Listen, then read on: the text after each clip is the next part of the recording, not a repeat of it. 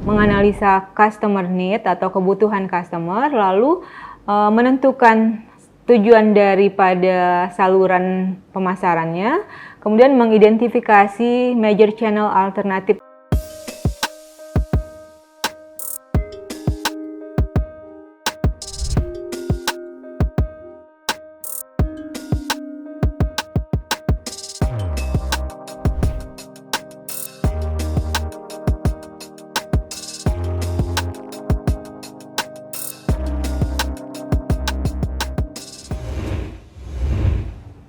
Assalamualaikum warahmatullahi wabarakatuh. Selamat datang di perkuliahan online Universitas Teknokrat Indonesia bersama dengan saya Dia Novita dalam mata kuliah Manajemen Pemasaran. Pada pertemuan ini kita akan membahas tentang mengelola saluran pemasaran.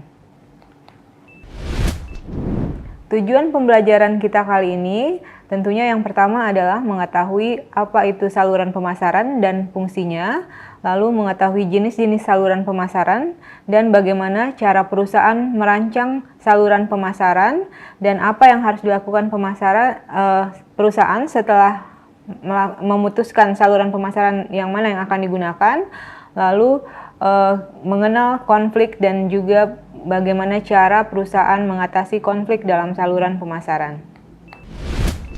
Nah, kita masuk ke bagian yang pertama, yaitu definisi dari saluran pemasaran. Saluran pemasaran adalah kumpulan organisasi yang saling terlibat dan terikat satu sama lain dalam pembuatan produk atau jasa yang akan disampaikan ke konsumen. Jadi, singkatnya, saluran pemasaran ini merupakan kumpulan dari supplier, produsen, transporter ataupun pengangkut, perantara, bank, agensi iklan. Nah, perantara adalah organisasi atau orang yang bertugas mencari pelanggan dan bernegosiasi atas nama produsen. Ada yang memiliki barang secara langsung, seperti contohnya grosir dan eceran, dan ada juga yang tidak memiliki barang. Contohnya adalah broker ataupun dropshipper. Nah, setelah kita mengetahui definisi dari saluran pemasaran, lalu kita juga perlu tahu apa itu manfaat dari saluran pemasaran. Saluran pemasaran ini penting bagi perusahaan sebagai penentu kegiatan pemasaran selanjutnya. Berapakah perantara yang akan dilibatkan, iklan atau promosi apa yang akan dipakai, dan juga menentukan seberapa panjang saluran pemasaran hingga sampai ke konsumen.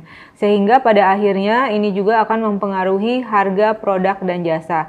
Jadi kalau saya ambil kesimpulan dari manfaat saluran pemasaran ini, hal ini penting untuk menentukan kegiatan pemasaran apa yang perlu dilakukan oleh perusahaan. Nah, kemudian juga hal ini berkaitan dengan penentuan harga dari produk atau jasa yang dihasilkan oleh produsen.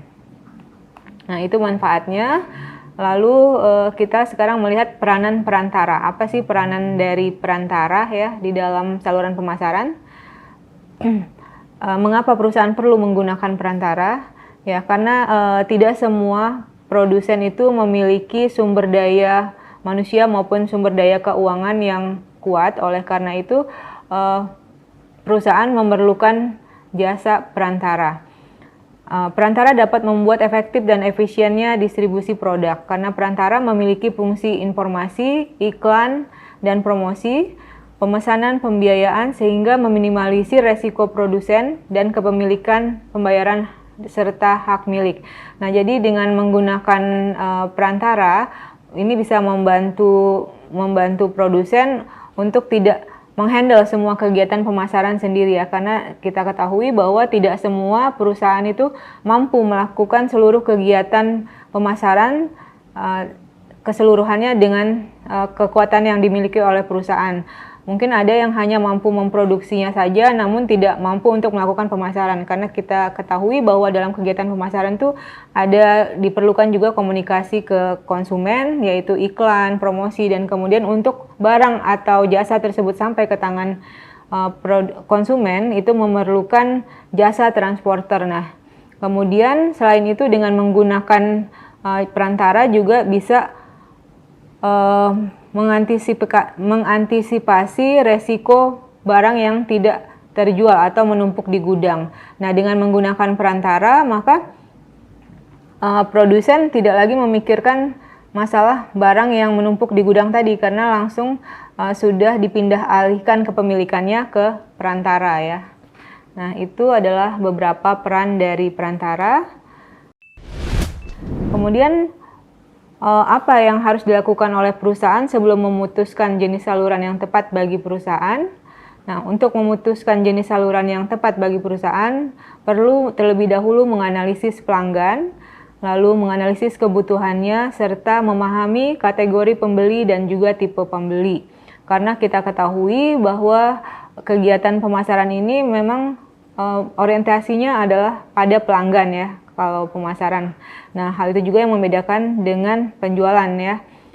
Dalam pemasaran sangat customer oriented atau memikirkan pelanggan. Nah, karena itu dalam memutuskan jenis saluran terlebih dahulu harus menganalisis pelanggan.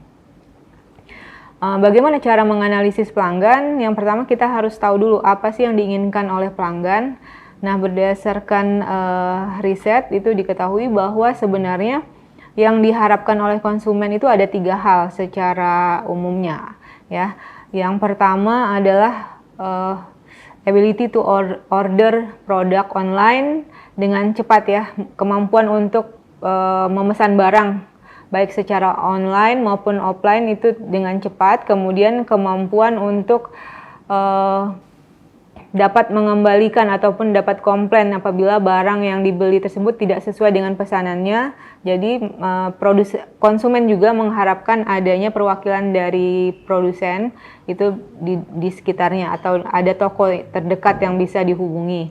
Nah, selain itu konsumen juga mengharapkan adanya diskon ya, baik itu dibeli secara online ataupun offline.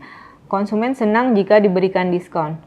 Nah, setelah kita mengetahui apa yang diharapkan oleh konsumen, kita juga perlu mengetahui kategori buyers atau kategori pembeli.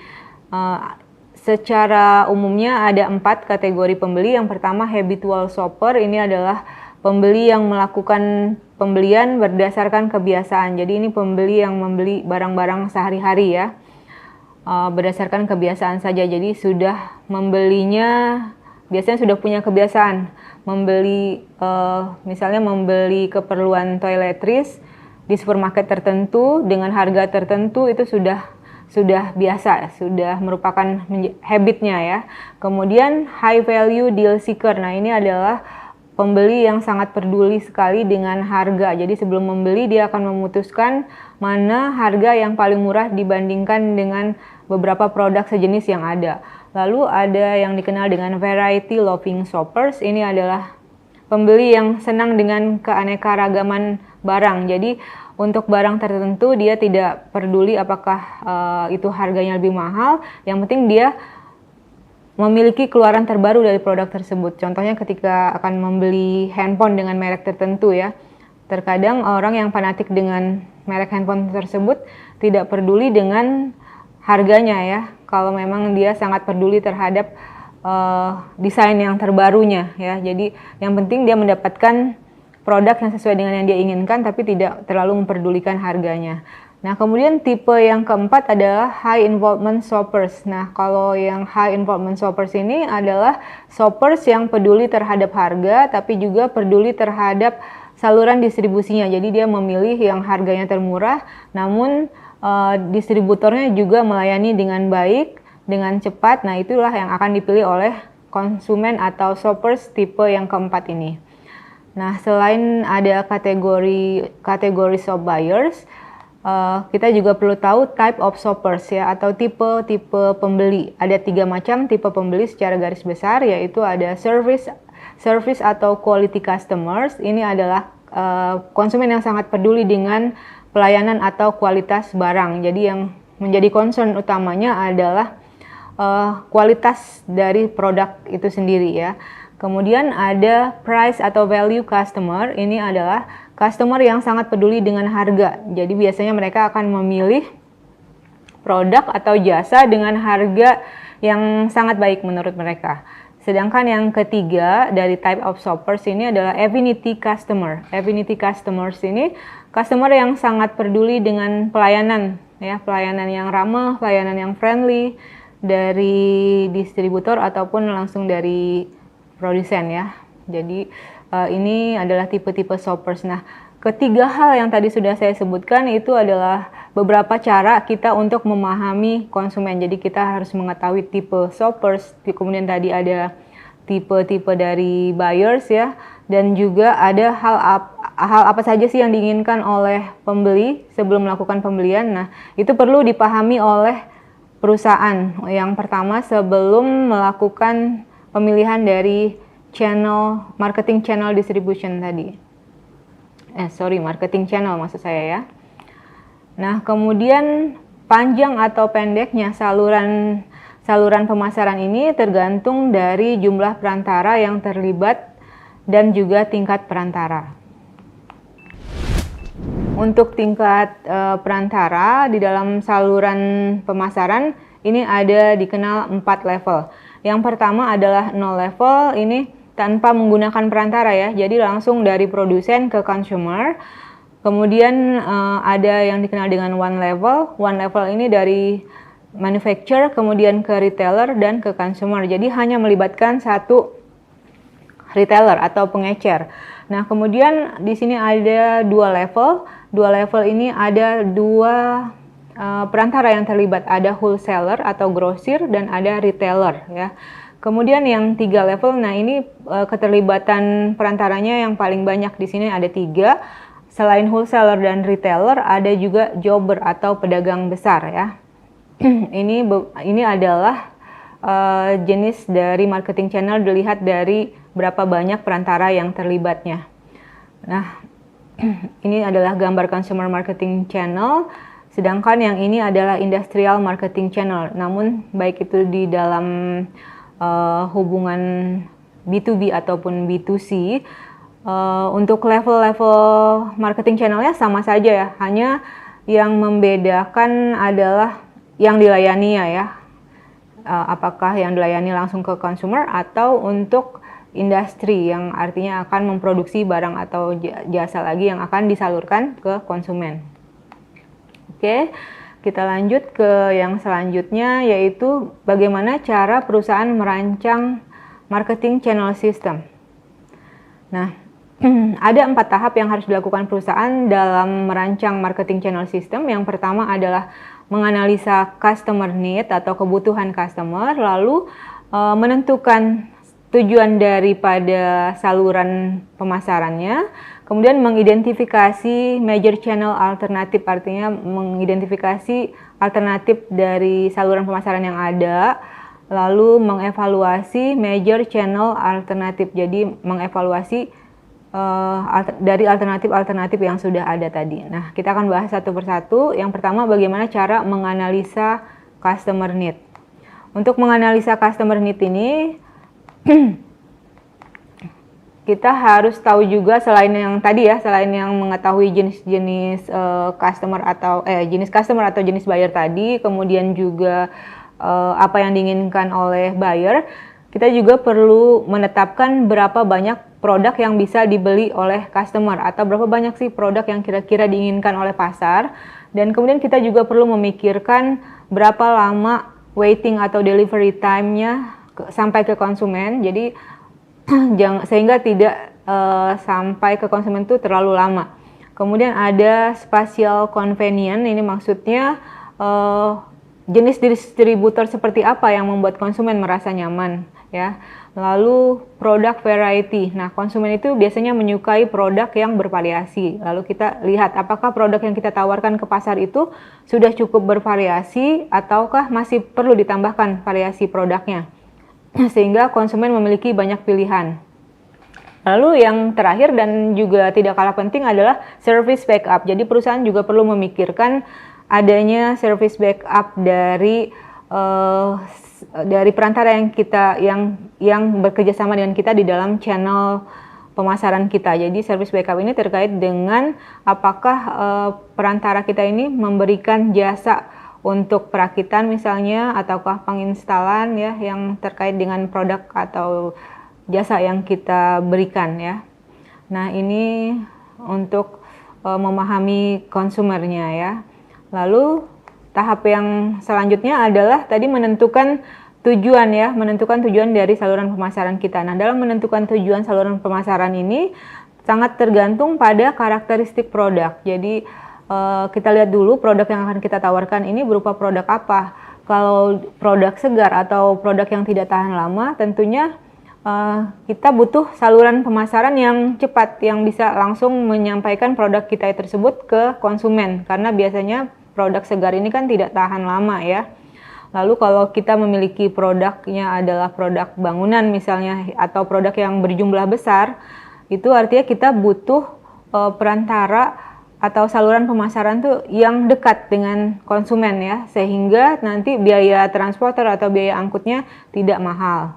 Kemudian kita juga perlu melihat ya, apakah produk yang kita jual ini butuh perakitan ya, atau butuh diinstal. Artinya kita butuh bekerja sama dengan perantara yang memberikan service backup seperti yang tadi sudah dijelaskan ya sebelumnya. Lalu apakah produk yang kita jual ini merupakan produk canggih misalnya. Kalau misalnya produk canggih, artinya yang kita butuhkan ini adalah wiraniaga, bukan perantara ya. Contohnya produk canggih ini adalah misalnya penjualan gadget, penjualan kendaraan ya, kendaraan bermotor. Nah, itu tentang menentukan tujuan. Nah, setelah kita menentukan tujuan, lalu tadi tahapan yang ketiga adalah mengidentifikasi alternatif channel yang ada ya. Yang pertama, tipe dari tipe perantara. Perantaranya apa yang akan kita gunakan? Apakah kita akan bekerja sama dengan grosir, jobber, ataukah dengan pengecer ya? Nah, kemudian berapa banyak jumlah perantara yang akan terlibat? Apakah cukup 1, 2, ataukah perlu banyak ya? Jadi kita mau menggunakan saluran pemasaran dengan distribusi yang model apa? Yang eksekutif. Kalau eksekutif cuma butuh 1 ya. Eksekutif ini biasanya kalau kita memiliki produk-produk yang bermerek ya, sehingga kita cukup memiliki 1 agen saja ya. Jadi konsumen yang membutuhkan produk kita, maka dia akan menghubungi ke agen tersebut. Tidak perlu banyak perantaranya ya. Nah, kemudian ada juga produk yang perlu intensif intermediary ya, perlu perantara yang banyak ada di setiap tempat. Nah, ini biasanya kalau produk yang kita jual adalah produk-produk kebutuhan sehari-hari, atau misalnya katakanlah toiletries ya, atau alat-alat tulis, alat-alat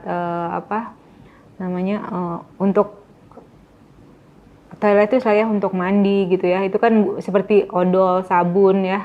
Nah, itu kan kita butuh yang perantara yang banyak atau intensif intermediary ya. Nah, setelah itu juga kita perlu menentukan term and responsibility. Jadi harus ada pembagian tugas yang jelas, hak dan kewajiban antara perusahaan dengan si perantara ya, yang terlibat di dalam saluran pemasaran. Nah, setelah perusahaan menentukan saluran pemasarannya, maka perusahaan bisa menentukan atau memutuskan channel management decision ya, membuat keputusan manajemen tentang saluran pemasarannya. Nah, yang pertama tadi adalah menentukan selecting channel members, memilih saluran pemasarannya ya.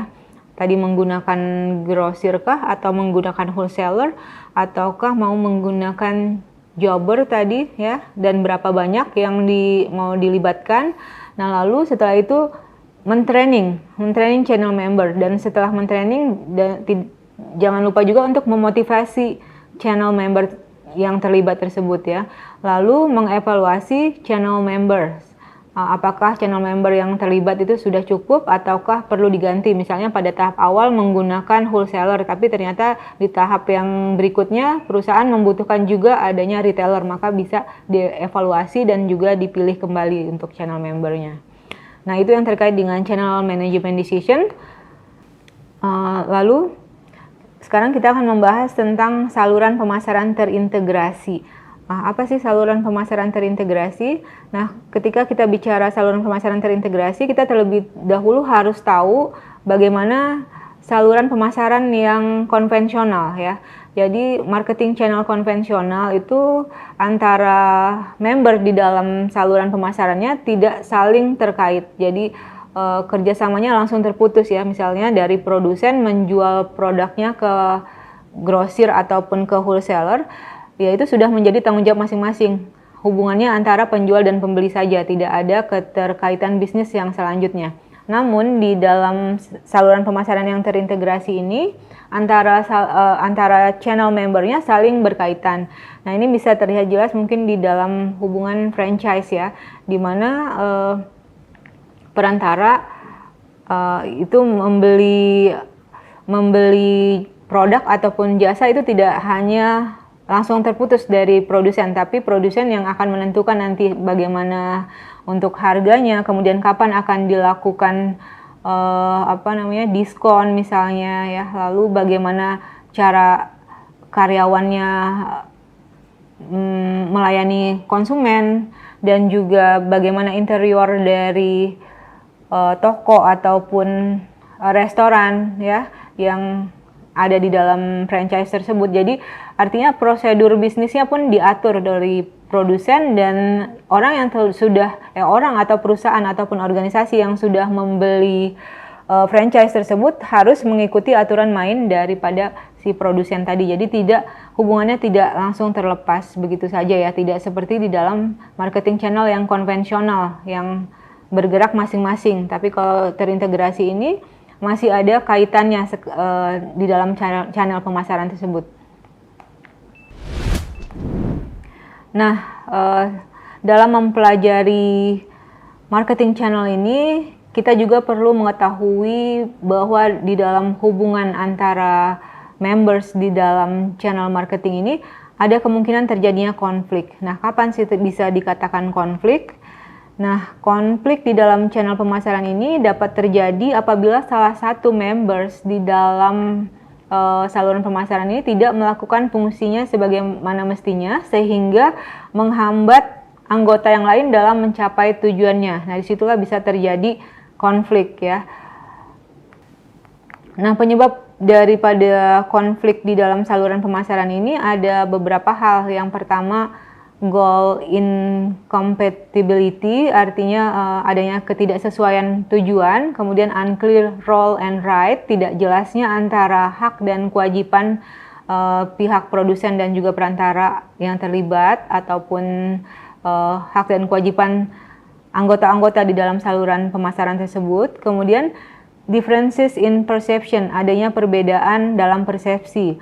Lalu yang kelima adalah intermediary dependent on the manufacturer. Jadi adanya ketergantungan dari si perantara terhadap produsen. Ini juga bisa menimbulkan konflik ya.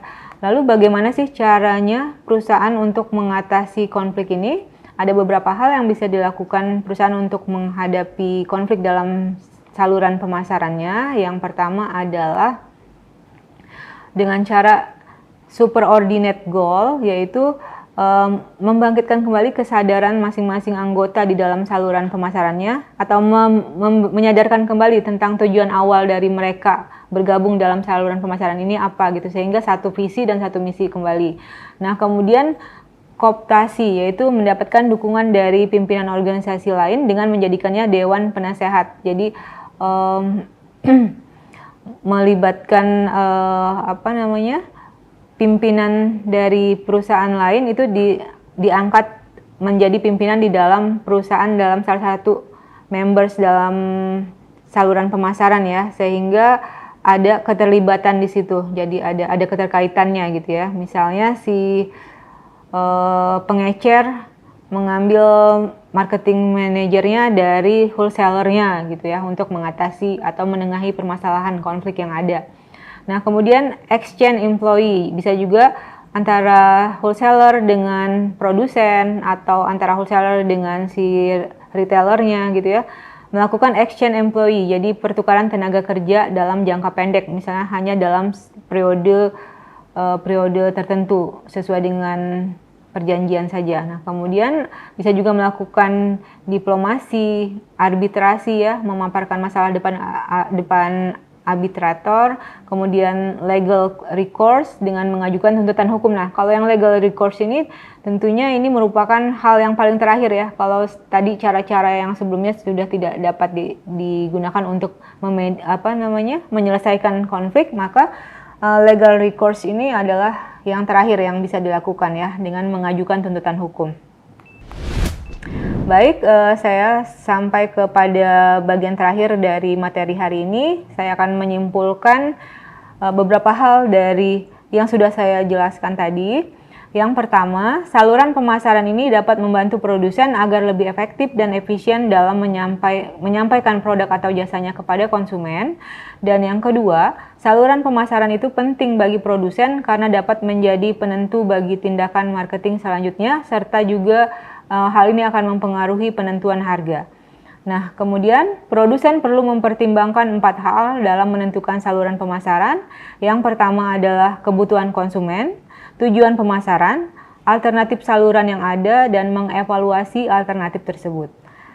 Nah, yang kesimpulan terakhir yaitu tentang konflik dalam saluran pemasaran itu dapat saja terjadi, dan untuk tercapainya tujuan bersama anggota saluran distribusi atau saluran pemasaran harus dapat menyelesaikannya dengan baik. Nah, itulah beberapa hal yang dapat saya simpulkan dari materi hari ini. Demikianlah yang dapat saya sampaikan. Silahkan bila ada hal yang ingin ditanyakan dapat diajukan via WA Group, dan jangan lupa untuk mengikuti diskusi serta post-test. Semoga apa yang telah saya sampaikan ini dapat bermanfaat. Terima kasih dan sampai jumpa dalam pembahasan selanjutnya mengenai managing retail, wholesaling, dan logistik. Wassalamualaikum warahmatullahi wabarakatuh. Terima kasih sudah menyaksikan video pembelajaran ini. Jangan lupa like, komen dan subscribe, serta nyalakan tanda loncengnya agar kalian tidak ketinggalan informasi update lainnya.